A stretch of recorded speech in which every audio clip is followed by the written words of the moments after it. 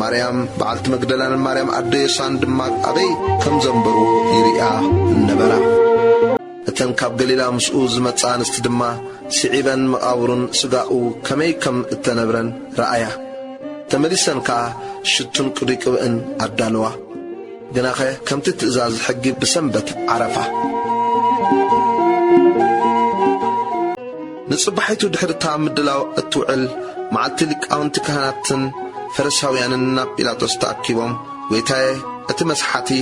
ብህይወ ከሎ ድሕሪ 3 መዓልቲ ክትንስኤ ከም ዝበለ ዘከርና ስለዚ ደቂ መዛሙርቱ በለይቲ መጽዮም ከይሰርቅዎ እሞ ንህዝቢ ካብ ሙታት ተንስኡ ከይብሉ ካብታ ቀዳመይትስ